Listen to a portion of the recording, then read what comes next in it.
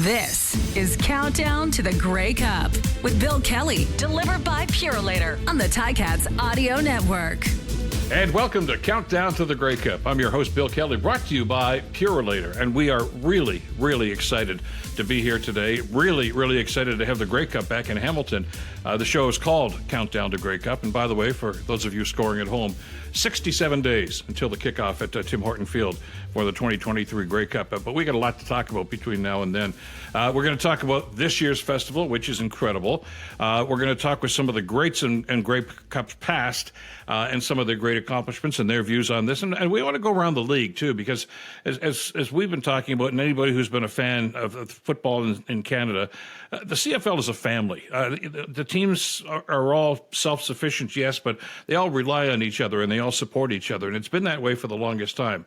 That is until they strap on the helmets and get onto the playing field. It's a little bit different then. But we'll get to that in just a second, because one of our guests on the program today is, I know it's a cliche, but it fits so appropriately here. One of the all-time greats in the CFL, Danny McManus, is going to join us a little bit later on in the program and reminisce a little bit about, well, some of his Grey Cups, including 1999. Which was a day and a game for the ages. But right now, let's focus on what's going to be happening in the Hamilton and area for this Grey Cup. And to do that, we're so pleased to welcome to the program for this inaugural show, Matt Afinec, who is the President of Business Operations and the COO for Hamilton Sports Group. Matt, good to have you on the show. Thanks for jumping on today. Well, it's an absolute honor and pleasure, Bill. I feel this great responsibility being on your first broadcast. And on behalf of the organization and Tiger Cat fans everywhere, welcome to the Ticats Audio Network officially. You've obviously always been part of, you use the word family, you've always been part of our Tiger Cat family as a great fan and support of the team. But to have you involved and be the voice of Grey Cup and other things on the Ticat Audio Network, welcome, and we're proud and honored to have you. And it's great to be here on your first show. Well, I've been a fan. I mean, I've been involved with the Tiger Cats as a fan in one way, shape, or another for a long, long time. Did the stadium announcements for 13 years back in the day. And this was the natural transition to move to the Ticat Audio Network. I mean, with the technology and the talent that we have around here, and there's so much to talk about with this football team. And it's hard with traditional media sometimes to be able to get out to the people and get the message across. But to jump onto this forum and to be able to do this on a regular basis with some of the stars you've got here. You've got Fantus, and you got Hitch, and you got Morielli, you've got Bubba, and so many other great folks that are here. And they bleed black and gold too, just like you and I do. And it's an awful lot of fun to listen to some of the interviews and some of the folks that they bring on here. So having said that, let's start rocking and rolling. I remember a conversation I had with you back in 2021, which was the first time in a long time the Grey Cup had been played here. And that was just kind of coming out of COVID. It was still a big black cloud that was kind of over our heads. And they said, yeah, okay, we're going to have the Grey Cup, but you're going to have to scale it down, Matt. And I think a lot of people, when they heard that, thought, well, they'll probably play the game and have an awards dinner or something, and that'll be it. It was a hell of a week and a hell of a show. I mean, you kind of did it with one hand tied behind your back, but you and your volunteers and your staff did an outstanding job. But as I look at this lineup, I think the message here is you ain't seen nothing yet. Yeah, we'd certainly like to think so. And for us, and more importantly for the fans, 2023 is what we had intended to deliver in 21. But frankly, we've also added to that. We've been fortunate to have some big events in town and some big events here at Tim Hortons Field since then. The NHL Heritage Classic, the Arkells Rally, amongst others. So we've applied some of the learnings from those, Bill, to make the game day stadium experience even bigger. But what I think fans can really look forward to, and what we announced a few weeks ago, and you can look forward to more announcements in the coming days and weeks, is really about that festival. So you think of Grey Cup, you think of Game Day Sunday, and certainly that's the magic. That's what we're all here for, is to crown the national champion of Canadian football. But it's that festival. You alluded earlier to the notion of the CFL family, and it doesn't really matter what team you cheer for. We're all fans of the CFL and fans of our country. And it's that at festival, at Grey Cup Festival, where that you really see that come to life, and you see fans from across the country in their colors coming together to celebrate just the common bond we have of Canadian football. So where that manifests itself here in Hamilton, Will be a lot of these events located in our central kind of downtown core, and the facilities located there within. But it's really that festival activity that you're going to see different than what you would have seen in 2021. You've covered an awful lot of Grey Cups, of course, and I've had the pleasure of attending a number of them in different cities over the years. Do you think the fans are surprised when they see that reaction? You know, they come from Calgary, from Vancouver, from Regina, from Ottawa, and they come, well, in this case, to Hamilton. And there's a certain animosity, I mean, between some of these teams. And, you know, there's a little bit of bad blood from what happens on the field. But it seems when they get together for Grey Cup, it's a great big love-in. I mean, you know, I even saw an Argo fan and a Tiger Cat fan walking hand in hand. I mean, it doesn't happen very often in this tough part of the country, but it does. There's something in the air during Grey Cup, isn't there?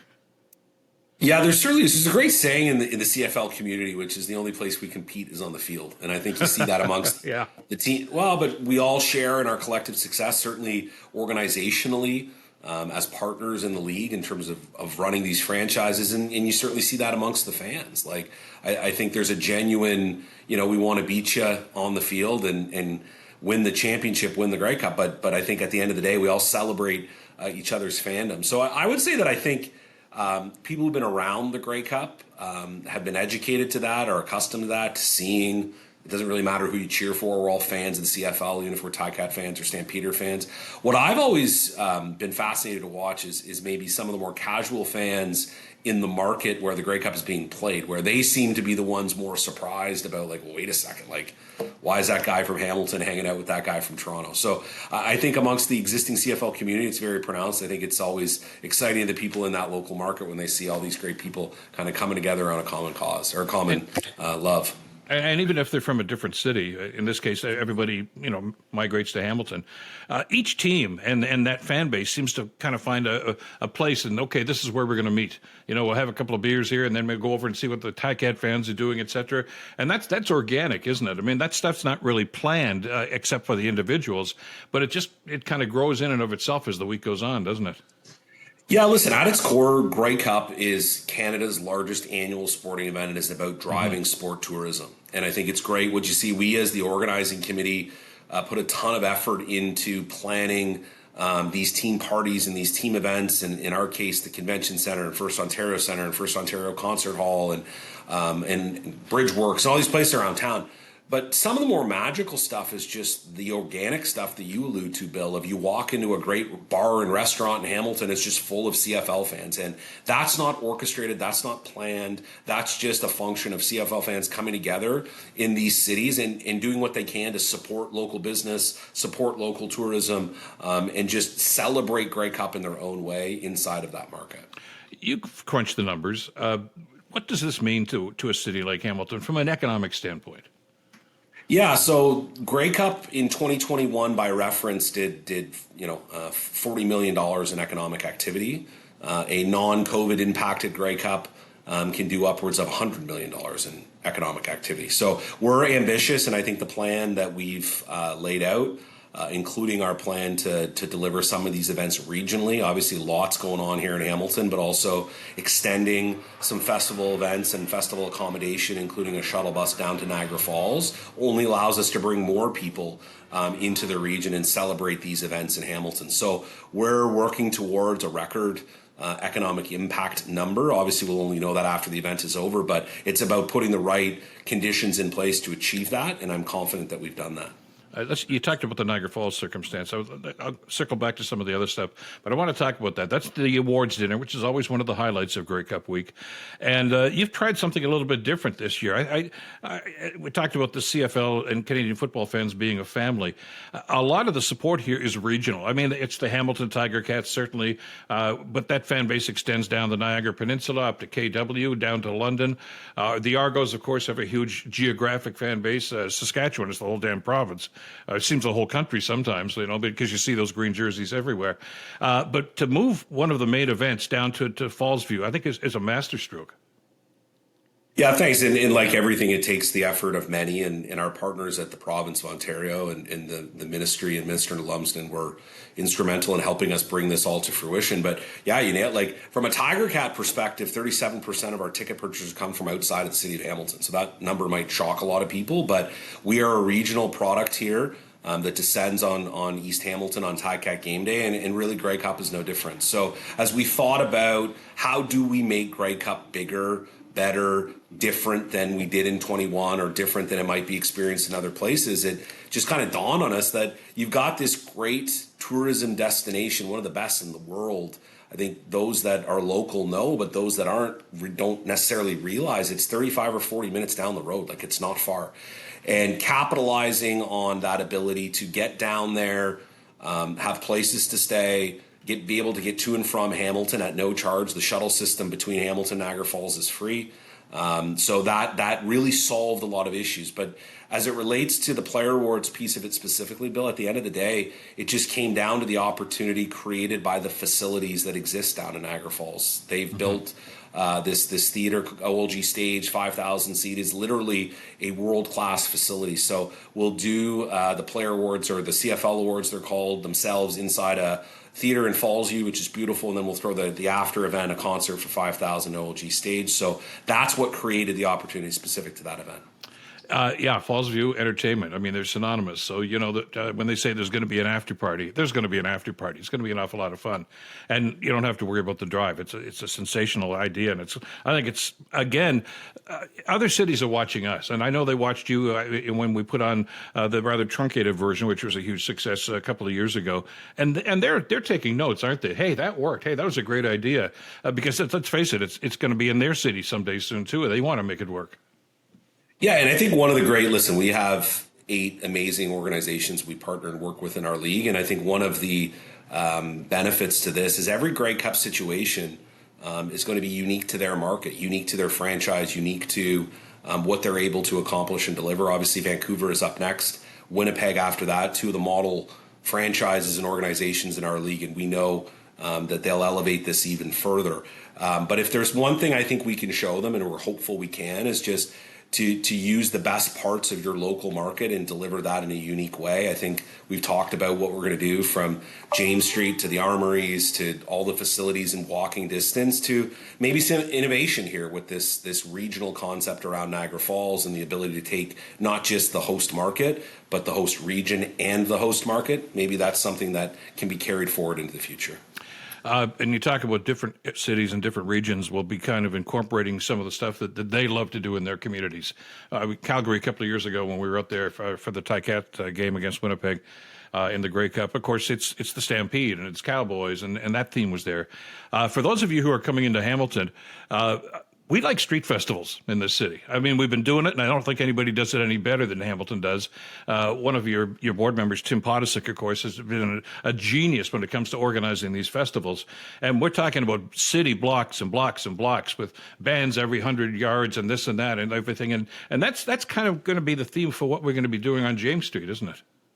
Yeah, it is on James Street, and the relationship with Supercrawl, and obviously Tim is ultimately the operator of that organization. But I think it's representative, Bill, and the best representation of what we tried to do in planning this, which was to work with established local operators and events and try to parachute those experiences into a Grey Cup environment. So Supercrawl on James Street, certainly part of it, with the added addition of using the armory, the John Foote Armory there, which is a remarkable 30,000 square foot facility. But then on top of that, things like the Hamilton Santa Claus Parade, the team at Around the Bay are programming a road race for kids, the YWCA doing their young women's breakfast. So the Sport Hamilton doing their celebration of, so trying to bring these constituent groups into the Grey Cup environment and putting a Grey Cup spin, like something like the Santa Claus Parade. You're going to see CFL alumni, cheerleaders, the Grey Cup itself, all programmed in as part of that festival. So bringing the community together, we thought was a good way to get more people engaged and interested that maybe aren't the biggest CFL or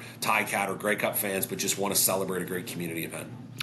When I looked at some of the notes here on the media releases you've issued so far, you talk about Fan Central. What are we talking about here?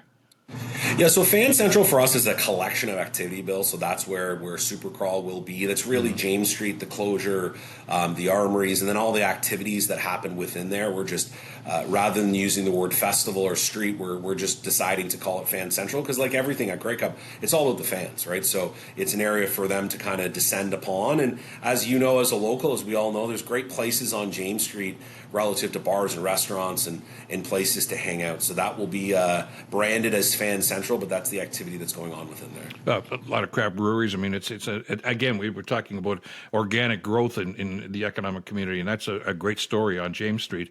And I'm not surprised, of course, that the Tiger Cats are going to be part of that. Well, you were in the Grey Cup a couple of years ago, too, with a couple of events down there, and then some of the other events at one of the other halls. I was there this weekend, Bill. I was down for sort of jumping in you, but I was there for Supercrawl this weekend. Like, it's just, it really has become this, like, you know, I say to Tim, like, you should be very proud of what they've built there. Like, it is this great representation of our community and the people and music and food and art and culture. Like, it's really awesome. So we, as a community, are proud of that, and it was awesome this past weekend. Well, it started off as kind of a one-block festival for one night, and has grown to, well, from downtown all the way to the Bay. And it's just incredible, and it's going to be an awful lot of fun. And the old adage, too, when you get together like this, you never know who you're going to run into. Fans from your community, fans from other communities. It's kind of a meet and greet at the same time, and it goes back to that relationship and that air of friendship that everybody seems to have at Grey Cup. Everybody's just there for a good time. Yeah, exactly. And I think the beauty of this is it provides, I think part of that release, you see we've a great relationship with the Hamilton Wentworth and Hamilton Wentworth Catholic District School Boards. They've decided to allocate one of their PA days on the Friday of Grey Cup, so there'll be lots of stuff to bring the kids down on Friday. But as we know, at the end of November in Canada, it can get a little bit cold, so you get the best of both worlds, really, that you can do all these things outdoors, and we know the weather will be a smashing heat wave at the end of November. But if in case the sun goes down, that we've got all these great things going on indoors, right? Over at the Convention Center, First Ontario Center, which we're going to be announcing the details of some significant concerts over the course of the next few weeks here. So more to look forward to. But just this combo of indoor activity that's free, outdoor activity that's free, some indoor activity that's free, and obviously some indoor activity that's ticketed. There's really something for everyone to do.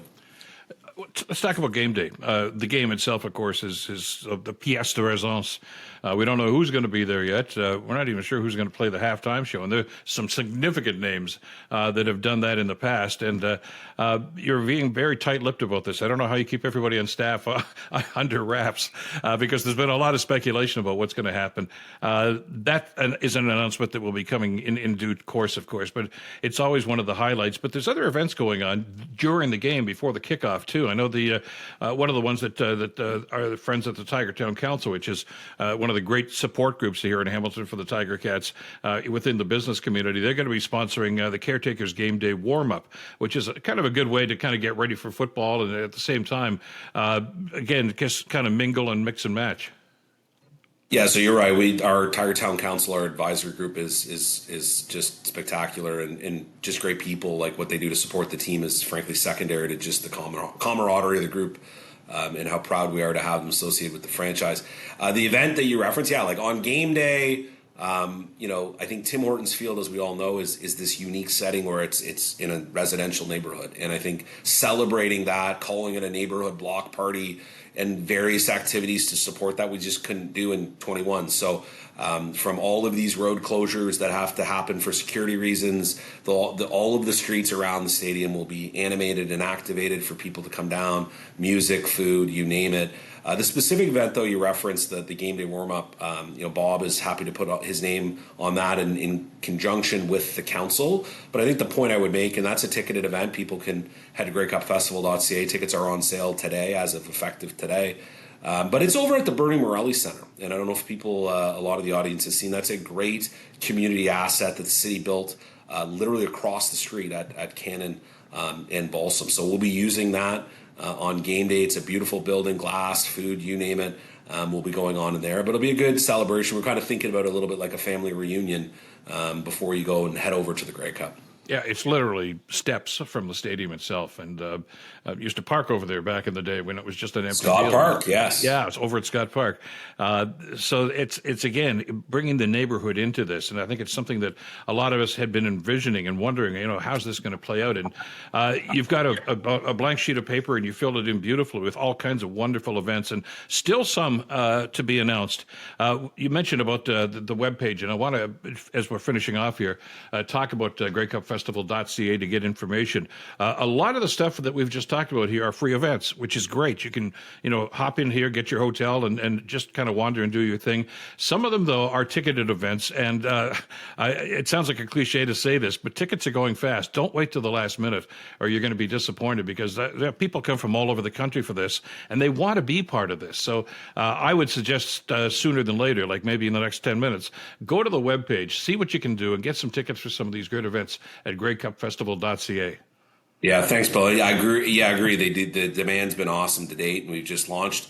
The other event I'd showcase relative to ticketed is, as an organization, we're very proud to have a great relationship with our alumni. They do so much to support us, and we just have such an engaged alumni base that's both local that are living here, but frankly that live all over North America and the world. And you'll see many of those names come back to Hamilton, be part of this. Ryan Donnelly, Jason Riley. That group is running, Leo Ezerin's running it day to day. But Friday afternoon, the alumni lunch presented by CarStar will happen at Leuna Station. And for those, obviously, that have been to Leuna, it's an amazing event facility. So we're looking forward to that as well. And tickets for that alumni luncheon are on sale now as well. By the way, you're right. I'm glad you mentioned Leo Ezerin's, who, of course, played for the Bombers and for the Tiger Cats. And he's the president of the CFL Alumni Association.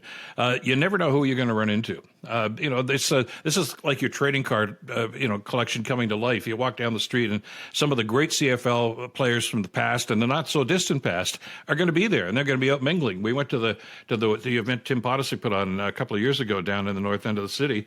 And I'm having a beer with Anthony Calvillo. Never thought that was going to happen. And there's pinball, and there's somebody else, and totally. They'll chew the fat with you, sign an autograph, and it's really kind of great to rub shoulders with some of the greats, isn't it? Oh, it's the best, and you and I are CFL lifers, so it means a lot to us and fans like us. But I think every Grey Cup you get that the other 8 teams are well represented, but I know it's a great source of passion for the 9th team, the team hosting the game, for their alumni association to really step up. And we've seen that from the Hamilton Tiger Cat alumni, the pride that they're taking in this event to make sure it's as big as possible. We have as many names there as possible. So this one will really be I remember going to the one last year in Regina. It was awesome. It was a bit of a rider love-in, of course, because it was in Regina. So we're looking forward to a similar Hamilton-style love-in on Friday afternoon at Leuna Station. And again, go through the webpage to get all the information and order your tickets as soon as you can. It's GreyCupFestival.ca. Matt Afinec, who is the president of business operations and the CEO for Hamilton Sports Group, who are sponsoring and putting on and organizing this great event. Thanks, as always, for this. Always a pleasure. And I know there's more to come and more to be announced on this in the coming days. So we'll be talking with you again and again and again in the coming weeks. And again, Bill, welcome to the Ticats Audio Network, and it's great to have you. Thanks for being part of this. Thank you. Matt Afinec, thank you once again for being with us on the kickoff show. And it is an honor for us to be here on the Ticat Audio Network to be doing this. If you want to look for us, you can find us all sorts of places. The Audio Network is on YouTube, Spotify, Apple Podcasts, wherever you get your podcasts. Just check it out. And there's some great folks that are doing shows on here, too, that we talked about at the beginning of the program. I want to do a little time out and talk about a couple of the other things, but we mentioned when we were getting the rundown for the show today about talking with some of the players who have had exceptional Grey Cups in the past and meant so much to this league and to their teams. And one of the best is going to join us in just a couple of minutes. First and goal, Tiger Cats, McManus into the end zone. Touchdown! There's the touchdown for Darren Flutie. This Ticat attack. McManus looking in the end zone for Flutie. Touchdown! Batman's done it again.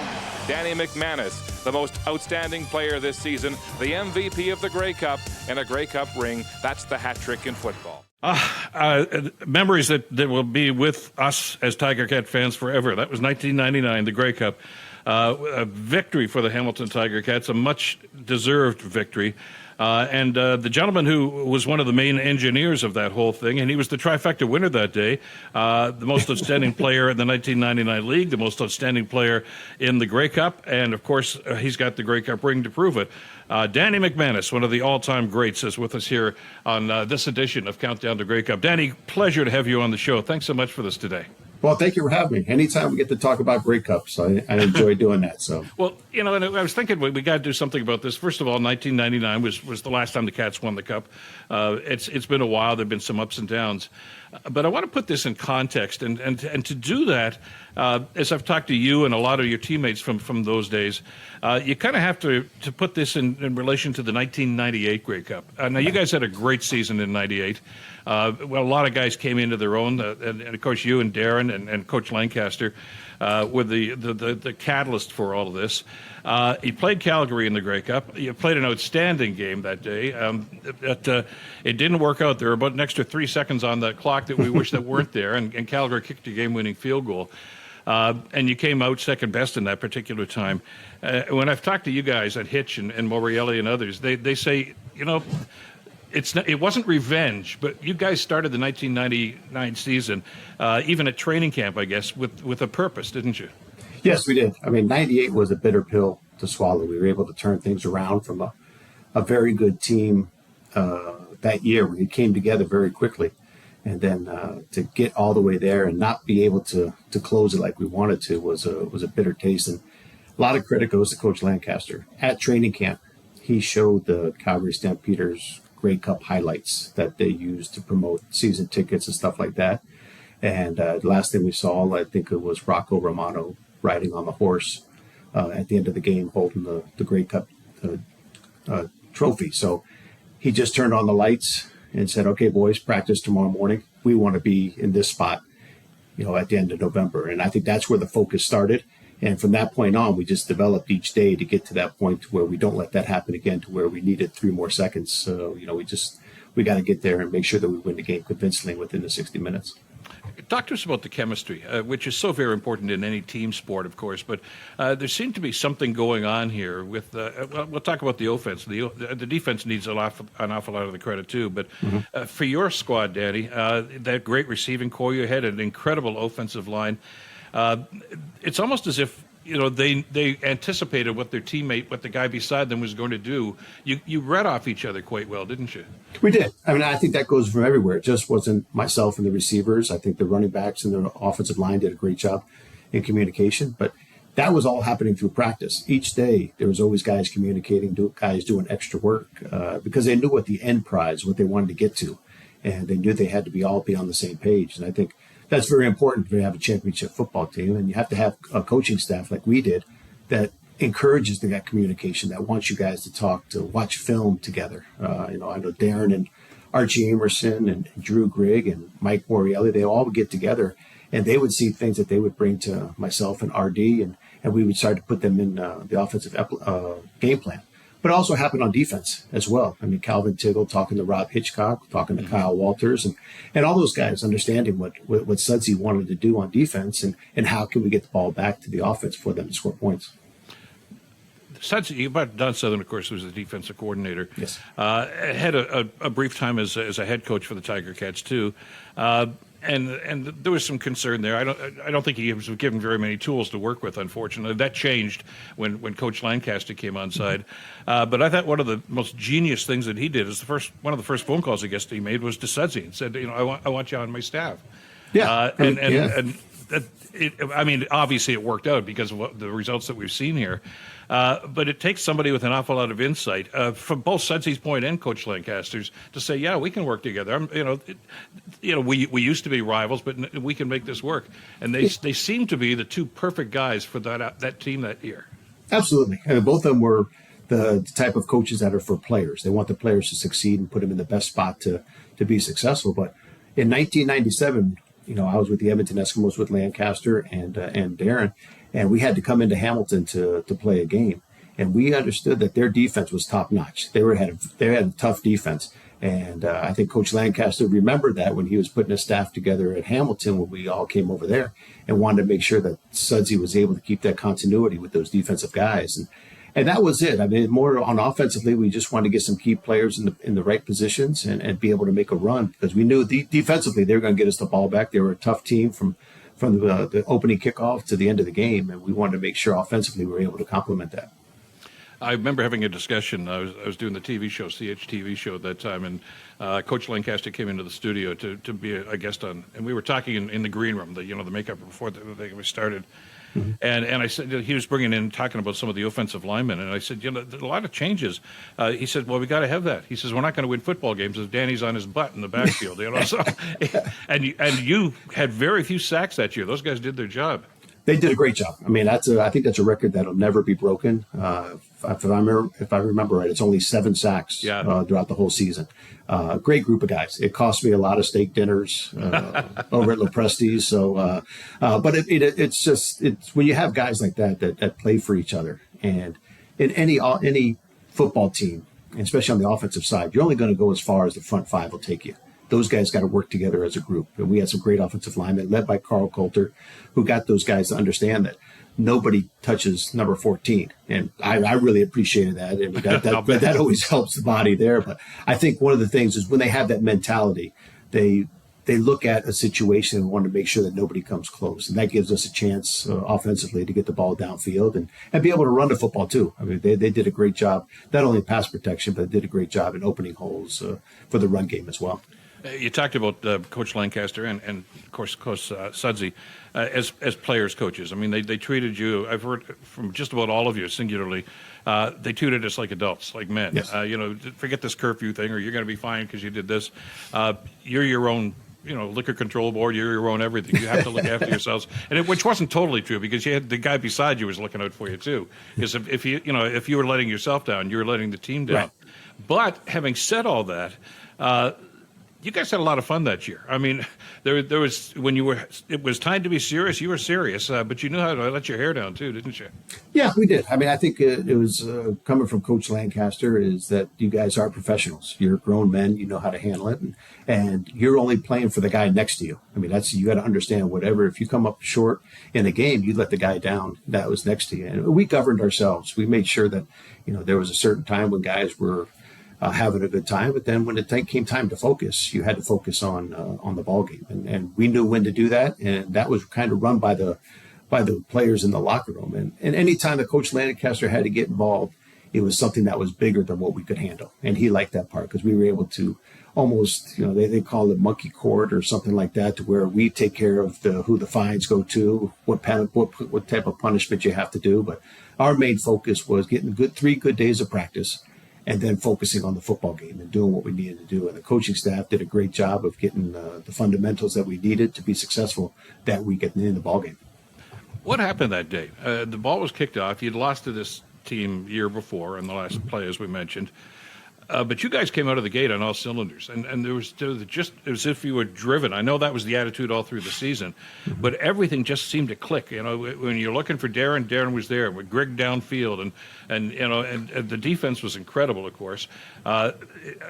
There's got to be nerves. I mean, it's the Grey Cup, for heaven's sakes. It wasn't your first one, but I mean, it's still, it's the Grey Cup, it's the championship game, and you don't want it to slip away like it did the year before. What's said in the locker room before that? Is it the coach, or is it each individual player that kind of gets them to that level?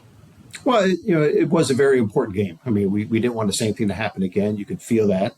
There are nerves before that game, and we were the heavy favorite, but we knew Calgary was a very good ball club. I mean, Dave Dickinson is an outstanding quarterback. Mm-hmm. Defensively, they knew they had to get after him and create some short fields for us offensively, because Calgary's defense was very good. So I think from the beginning, it was just a matter of let's go set the tone early.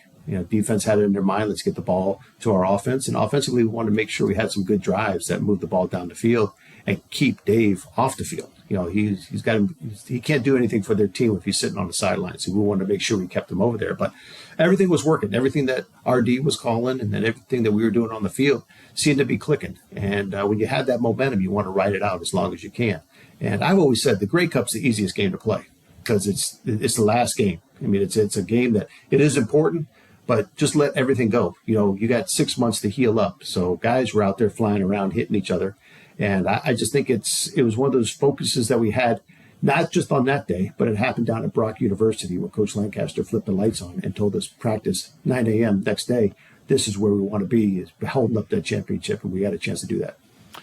You're involved, of course, with the Blue Bombers now in scouting and capacity and bringing talent up from the north.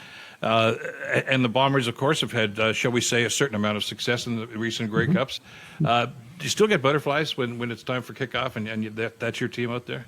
Oh, absolutely. I mean, that's the only day I miss is game day. I get the butterflies beforehand, and you want to be out there. But then I realize, man, these guys are big; they're running fast, and I don't want any part of it. But you miss the competition, and now the competition is trying to find players that can come up and duplicate what you were able to do when you were playing, and you want to see that cheer on their face that you saw on your teammates' faces when they're able to hold on to that Grey Cup championship, because it's a prestigious award. Not many teams get a chance to hold that up, and it's only one person every year that's happy, and that's the team that's able to be able to have a couple drinks out of that cup and enjoy their party afterwards and have the parade. So you're always shooting for that, day in, day out. Now it's all year long now, trying to find the right guys. And I enjoy that. I enjoy the challenge of trying to get the right guys to come up there and guys that Mike O'Shea and our coaching staff wants in Winnipeg to be able to run after a championship year in and year out. What's that? Talk to us about, let's talk about this generation of coaches. When you were playing, of course, you just talked about Dave Dickinson. He was the quarterback for Calgary back in those days. O'Shea had a great career, a little bit in Hamilton, mostly with the Argos, and some great successes there. You've got others, Coach O here in Hamilton, of course. Yeah. What's it tell you about the league that these guys get mentored and have moved on, and they've become the coaches of today? Well, I think one thing you look at is that they love the CFL. I mean, they got an opportunity to play in the CFL, and two of those guys that you mentioned are American guys that stayed up there, and Coach O'Shea, being the Canadian that he is, he was born and raised on this. I mean, that's the one thing that he always emphasizes is how much he loves the CFL, and I know O and Dave are the same way. But it's the knowledge of the game and the guys that they had a chance to learn from, and I think that's very important, is where their coaching career started is, when they were players. It wasn't when they got out of football. It was while they were playing, and they had a desire to be a coach. And you see the fruits of the labor of not only as a player, but now where it's going to now is how they're developing their own team and going after championships as a coach. Well, it's fabulous to see, the handing off of the ball, I guess, to see these sorts of things going. But those are usually the guys, and I'm sure you saw them in your locker room too. They're the ones that are asking questions. Why are we doing that, Coach? What's this good? And it's all being stored up in there. And there's a guy named Pinball that I think stuck around the league too, and he's had pretty good success. Yes. And yourself as well. It's always a pleasure, Danny, to talk with you about that and do a little bit of reminiscing. Stay well, and I know we'll see you up here around Grey Cup week. Everybody seems to gravitate to the game one way or another. But thank you so much for the time today for our kickoff show. Really appreciate it. Well, I appreciate it, Bill. Thank you. I always enjoy Grey Cups, and looking forward to coming to the one in Hamilton. You betcha. Thanks again. Danny McManus, one of the all-time great quarterbacks, and, of course, the most outstanding player in the 1999 Grey Cup. That is it for our first show. Lots more to come, of course, in the weeks ahead, and with some other great guests like Danny McManus and some of the other great players in the Canadian Football League. So until next time, thank you so very much. You can find our TiCat Audio Network, by the way, on YouTube, Spotify, Apple Podcasts, or wherever you find your podcasts. Until next time, Countdown to Grey Cup. I'm Bill Kelly, delivered by Purolator. You take care. We'll see you soon. Thanks for listening to Countdown to the Grey Cup with Bill Kelly, delivered by Purolator. The 2023 Grey Cup Festival takes place in Hamilton the week of November 13th, with the 110th Grey Cup happening at Tim Hortons Field on November 19th. For more information, go to greycupfestival.ca.